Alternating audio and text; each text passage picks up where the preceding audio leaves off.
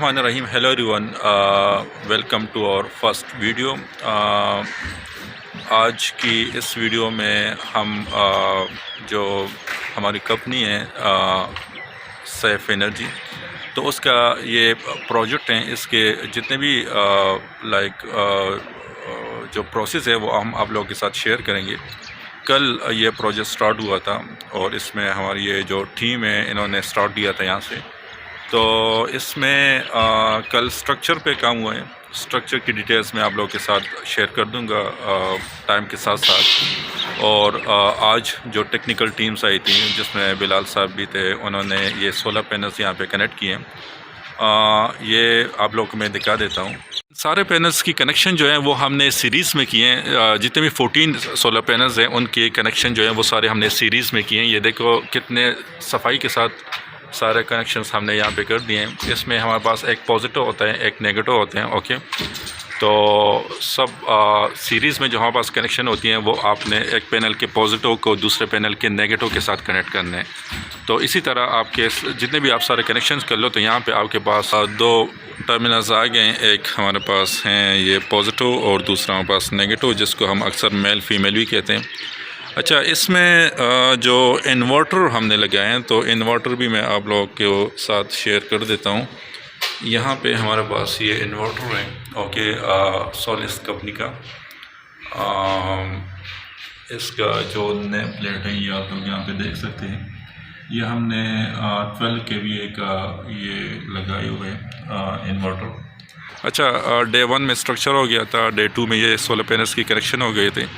अब डे 3 में क्या होते हैं तो वो हम कल आपके साथ फिर वो शेयर करते जाएंगे साथ साथ। ओके, जैसे कि मैंने लास्ट टाइम आप लोगों को बताया था कि हमारा आज जितना भी काम हुआ है, कल जितना भी काम हुआ था उससे पहले दिन फर्स्ट डे में हमारे पास स्ट्रक्चर का काम हुआ था, सेकंड डे में हमने सोलर पैनल की कनेक्शंस की थी। आज जितना भी काम हुआ है तो इसकी फर्दर डिटेल्स वो फिर आप लोगों के साथ इमरान साहब फिर फर्दर शेयर करेंगे। जी इमरान साहब, ये पहले तो आप अपना थोड़ा सा वो ब्रीफ इंट्रोडक्शन दे दें कि ये क्या है प्रोजेक्ट, किसके बारे में, और ये कौन सा प्रोजेक्ट है। जिस तरह के वो 3 टाइप्स ऑफ प्रोजेक्ट्स होते हैं तो उसमें ये कौन सा टाइप का है। जी अस्सलाम वालेकुम, मैं engineer Imran Riaz, CEO Saif energy company.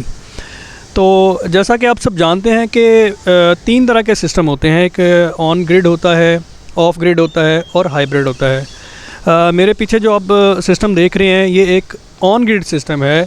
On grid से मुराद ये होती है, ये ऐसा सिस्टम होता है कि जब इसको यूटिलिटी पावर या वापडा सप्लाई मिले तो ये ऑन होता है, अदरवाइज़ ऑन नहीं होता। इसके अलावा अगर हम एक स्ट्रक्चर के बारे में बात करें या सिस्टम की कंप्लीट स्पेसिफिकेशन के बारे में बात करें तो ये 12 किलोवाट का ऑन ग्रिड सिस्टम लगा हुआ है। अच्छा इमरान साहब, ये वैसे तो 12 kVA का सिस्टम है, राइट? तो इसमें सोलर पैनल्स हमने 14 कनेक्ट किए हैं। ये एक्स्ट्रा स्पेस जो यहाँ पे बचा हुआ है ये किस लिए, इसका थोड़ा सा आप नवीद भाई, ऐसा है कि जो क्लाइंट है ना, उनकी डिमांड थी कि मेरी कंजप्शन इतनी ज़्यादा नहीं है। मेरी कंजप्शन एक महीने की 800 या 900 यूनिट है। तो आप ऐसा करें, प्रोजेक्ट को ज़्यादा उसकी कॉस्ट ना बढ़ाएं, आप उतना प्रोजेक्ट लगा दें मुझे जितनी मुझे ज़रूरत है। तो उनकी ज़रूरत को देखते हुए हमने 14 पैनल लगा दिए। ये 14 पैनल एक महीने में 800 से 900 यूनिट प्रोड्यूस कर सकते हैं। और इसके साथ जो स्ट्रक्चर है, आप स्ट्रक्चर देखें कि स्ट्रक्चर जो है हमने 21 पैनल्स का बना दिया, ताकि अगर फ्यूचर में उनका लोड बढ़ जाए तो वो सिर्फ क्या करेंगे, सिर्फ पैनल्स बढ़ाएंगे और उनका वही एग्जिस्टिंग सिस्टम जो है वो 1300-1400 यूनिट प्रोड्यूस करना शुरू कर देगा। अच्छा, कल ये पैनल्स मैंने देखे थे, इन सब की कनेक्शन आप लोगों ने सीरीज़ में किए हैं, राइट? तो और एक पैनल का जो वोल्टेज है वो 540। जी नवीद भाई, एक पैनल के जो वोल्टेज हैं वो 45 वोल्ट DC हैं और 12 एम्पेयर करंट ये देता है। 12.9 एम्पेयर करंट होता है इसका। इसके वाटेज जो हैं वो 540 वाट है और कंपनी इसकी लॉन्जी है। लॉन्जी 540 वाट के ये पैनल यूज़ हमने किए हैं, मोनोपर्क हाफ टेक्नोलॉजी वाले। अच्छा, सही है। तो इसके कल मैंने वो भी किया था। इसमें 2 कनेक्शन फाइनल हमारे पास आ गए थे, एक प्लस पॉजिटिव एक नेगेटिव। तो उसकी फर्दर फिर वो क्या थी वो अगर जी नवीद भाई, ऐसा है कि जितने भी सिस्टम लगते हैं ना उसमें इन्वर्टर की एक लिमिटेशन होती है, उसने एक ख़ास वोल्टेज पे जाके ट्रिगर होना होता है, यानी ऑन होना होता है। तो हर इन्वर्टर की डाटा शीट पे उसकी एक रेंज लिखी होती है। तो इस इन्वर्टर में मिनिमम 200 वोल्ट चाहिए इसको ऑन होने के लिए, और मैक्सिमम इसके 1100 तक वोल्टेज है, और जो रेंज है इसकी 200 से 800 है। तो उस 200 से 800 की रेंज में रहते हुए हमने इसको डीसी वोल्टेज देने हैं। तो एक जो प्लेट है वो 45 वोल्ट निकालती है, तो लिहाजा हमें सारी प्लेट्स को सीरीज़ में कनेक्ट करना होगा, तब ही ये उस रेंज में हम रहेंगे और इन्वर्टर ऑन होगा। Like 45 multiplied by 14 जी बिल्कुल। So that will be greater than 200. No तकरीबन ये बन जाएंगे 650 से 700। जी, उसके थ्रेशोल्ड से ऊपर चले बिल्कुल, जाएंगे। थ्रेशोल्ड के अंदर रहेंगे वो। जी, उससे कम होगा तो इन्वर्टर ऑन कम नहीं होगा, जैसे ही अभी शाम हो रही है, आप देख रहे हैं, तो ये 200 से कम होंगे तो इन्वर्टर ऑफ हो जाएगा। जैसे ही सुबह होगी 200 से ऊपर होंगे तो ये इन्वर्टर दोबारा से ऑन हो जाएगा। अच्छा, ऑन हो जाएगा। अच्छा, ये जो आपने टाइप्स बताई हैं स्टार्ट में 3 टाइप्स, तो हर टाइप का अपना अपना इन्वर्टर होते हैं या? जी बिल्कुल, हर कंपनी का अपना इन्वर्टर है। मेजरली 3 टाइप्स होती हैं, ऑन ग्रिड, हाइब्रिड और ऑफ ग्रिड। और जो यूज़ ज़्यादा हो रहे हैं वो ऑन ग्रिड हो रहे हैं, क्योंकि ऑन ग्रिड कॉस्ट इफ़ेक्टिव है, महंगा नहीं होता, और इसकी लाइफ भी ज़्यादा होती है इन्वर्टर की, और मेंटेनेंस फ्री है, क्योंकि बैटरीज नहीं है तो मेंटेनेंस फ्री इन्वर्टर। तो लोग ज़्यादा इसी को पसंद करते हैं। मेजरली ये बिल को कम करने के लिए इस्तेमाल किया जाता है ये वाला सिस्टम। अच्छा, लाइक आप यही कह रहे हो कि ये वहाँ पे बेस्ट सूटेबल होगा जहाँ पे लोड शेडिंग नहीं हो रहा? जी बिल्कुल ऐसा ही है, क्योंकि इसको ऑन होने के लिए वापडा की सप्लाई ज़रूरी है। तो ये उन इलाकों के लिए बेहतर है जहाँ पे लोड शेडिंग बहुत कम है या नहीं है। जहाँ पे लोड शेडिंग ज़्यादा है वहाँ पे लोग ज़्यादा हाइब्रिड सिस्टम लगाते हैं। अच्छा इमरान भाई, ये इसकी सेफ्टी का अगर आप थोड़ा सा वो कर दें, लाइक हमारे पास तो इस तरह भी होता है, ये इलेक्ट्रिसिटी है, सही है, तो जितने भी ये टावर्स हो गया हमारे पास, एक ये टावर है या एक ये टावर हो गया हमारे पास, तो इसके ऊपर ये अक्सर लाइटिंग अरेस्टर वो करते हैं, तो इसी तरह इसकी भी कोई सेफ्टी हम करते हैं या? बिल्कुल, स्ट्रक्चर की सेफ्टी और सिस्टम की सेफ्टी के लिए हम लाइटिंग अरेस्टर लगाते हैं। अभी ये हमारी साइट इन प्रोग्रेस है, अभी कुछ काम बाकी है। अर्थ फायर हमने यहाँ पे बिछा दी हुई है, ये आप देख सकते हैं, पॉपुलर का पाइप हमने यूज़ किया है।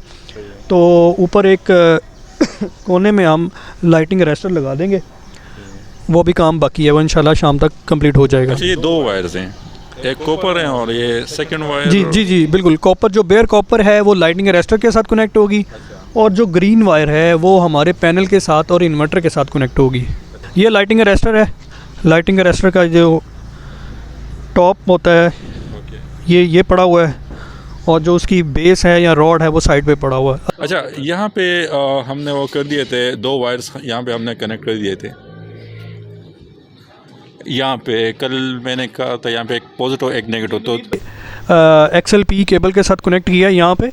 ये देखें, यहाँ पे कनेक्ट किया, और यहाँ से एक पाइप के थ्रू हम इन्वर्टर में ले गए और इन्वर्टर के साथ हमने इनको कनेक्ट कर दिया। अच्छा, इसमें ये एक जो ये अर्थिंग सेफ्टी के लिए, ये ग्रीन वायर जो है ये अर्थिंग के लिए है, और जो इन्वर्टर को जा रही है पॉजिटिव नेगेटिव वो ये है। कलर सेम है, एक ही वायर हमने यूज़ कर ली है, कलर डिफरेंट नहीं है, एक ही कलर है, लेकिन एक में पॉजिटिव जा रहा है और एक में नेगेटिव जा रहा है।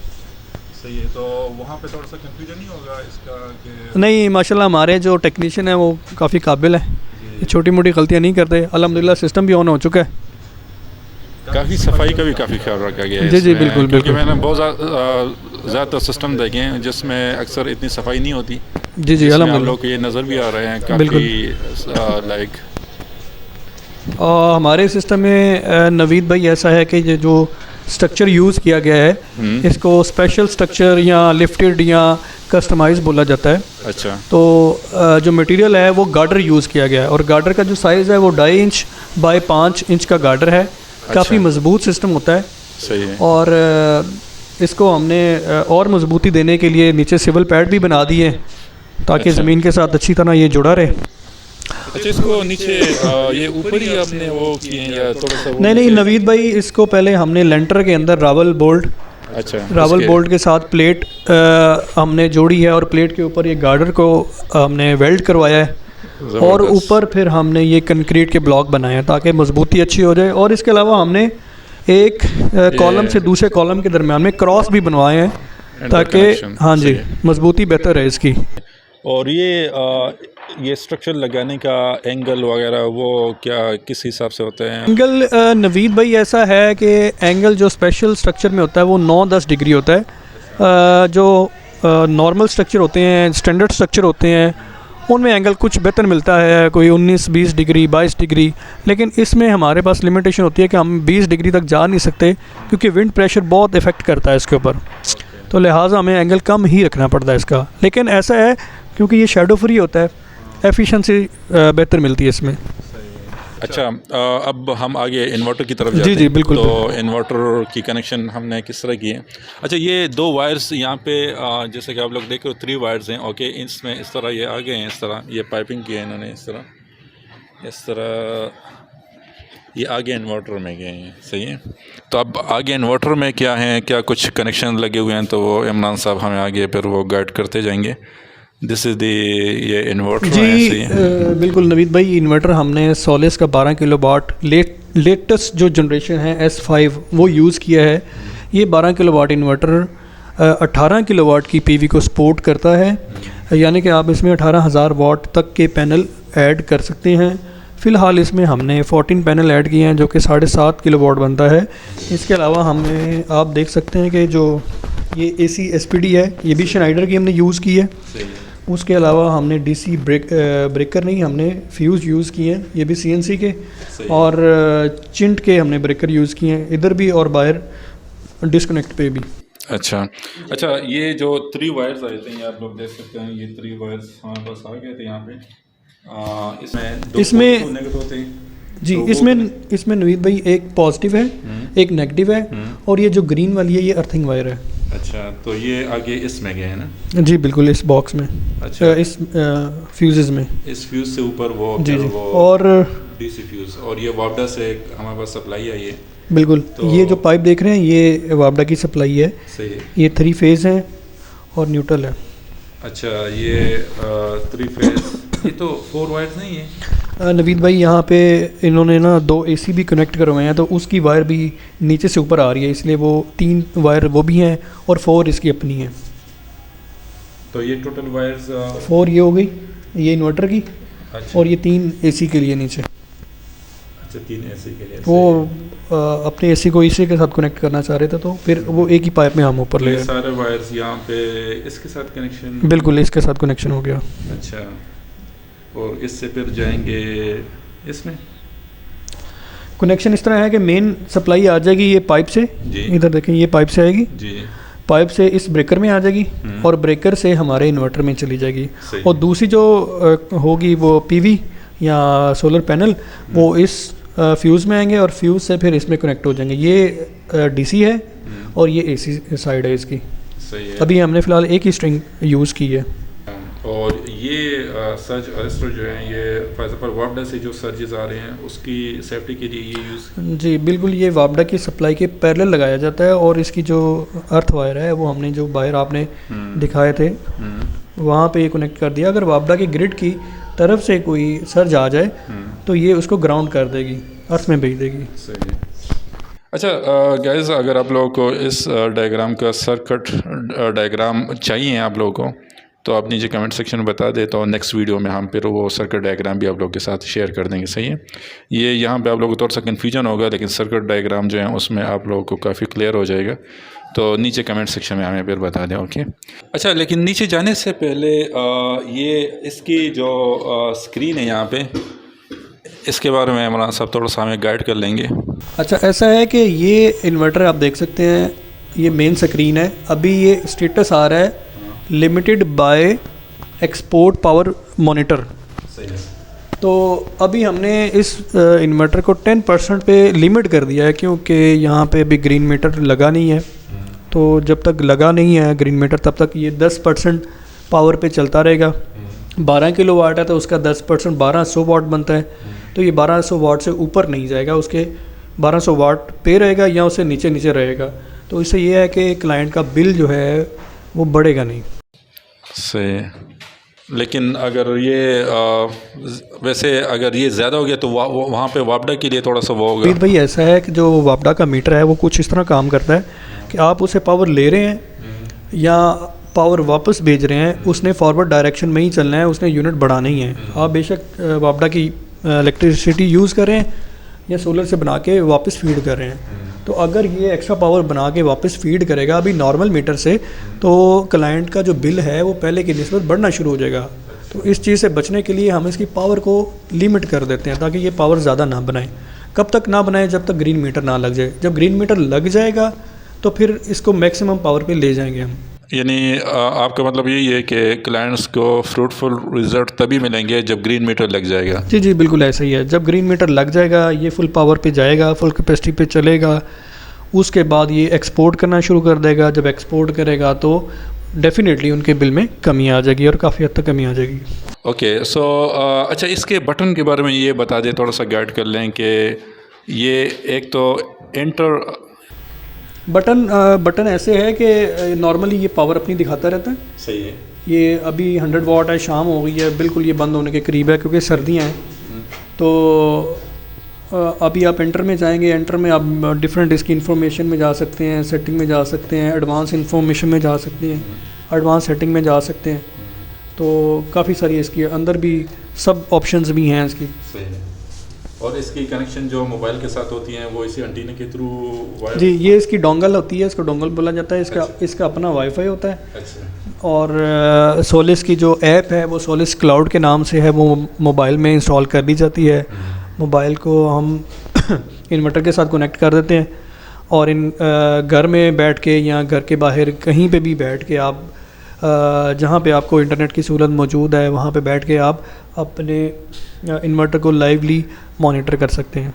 चलो नीचे जाते हैं और नीचे जितने भी अर्थिंग हैं या जो भी कनेक्शंस हैं नीचे, तो वो इमरान साहब हमें नीचे फिर वो फर्दर गाइड कर लेंगे। अच्छा इमरान साहब, ये ऊपर से हमारे पास दो वायर्स आ गए हैं, जैसे कि आपने बोला था कि एक प्योर कॉपर वायर है, बार कॉपर, और दूसरा हमारे पास ग्रीन वायर है।